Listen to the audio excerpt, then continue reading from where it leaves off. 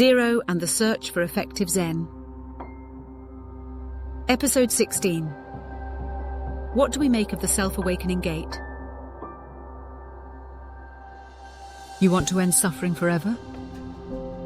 Be clear always. 24/7 joy? Yeah, so did the Buddha. And so did the Zen master Joshu Sasaki.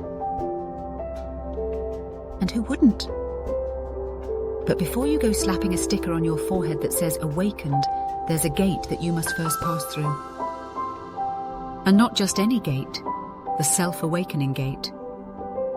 This is the third of 4 gates outlined by the Buddha in his very first discourse. And today we're taking a closer look. But first, let's recall where we are. In recognizing the goal of Buddhism as the realization of infinite mind, we are investigating the path that the Buddha laid out in his first discourse. The Buddha identified 4 gates that he passed through on his journey to enlightenment. Equanimity, followed by direct knowledge, followed by self-awakening, and finishing with unbinding. And in this episode, we're focusing on this mysterious thing called self-awakening. The gate that represents going beyond merely understanding the truth, to that of embodying it. So what do we need to pass through the self-awakening gate? 3 things. Of course, a clear picture of the goal, a clear picture of the path to the goal, and a clear picture of the obstacles expected along the way. A clear picture of the goal. The goal? To command the preferred state of one's teacher's framework. In plain speak, using the metaphor of the river, we want to be able to cross over to the far shore, at will. If your teacher's framework is that of suffering and the end of suffering, you want to be able to just end all suffering. If your teacher's framework is that of clarity, you want to be clear, no matter what gets thrown at you. Joy, compassion, creativity. Whatever it is, you want that state on tap. Not just in special moments. Not just by luck. You want it like breathing. A clear picture of the path.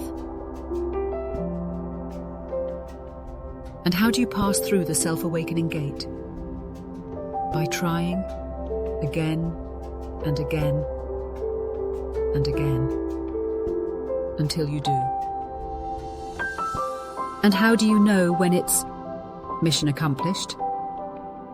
In general, if you think that you might have passed through the self-awakening gate, know that you haven't. Perhaps not all that helpful, but more concretely, this is why we have teachers. A clear picture of the obstacles. So what are the obstacles? There are 3. What we might call frenzy, what we might call disinterest, and what we might call doubt. In short, we need to recognize those times when we're either chasing our tails, just not trying, or telling ourselves it can't be done. Finally, can we now summarize the self-awakening gate? If we had to put this in a simple directive, it would be: given one's teacher's framework, learn to command the crossing to the far shore. 3 gates down, equanimity, and the experience of stillness. Direct knowledge, and the full understanding of one's teacher's framework. Now self-awakening, and the command of that framework. 1 remains. Next up, unbinding. And the question for the next episode: what do we make of the unbinding gate?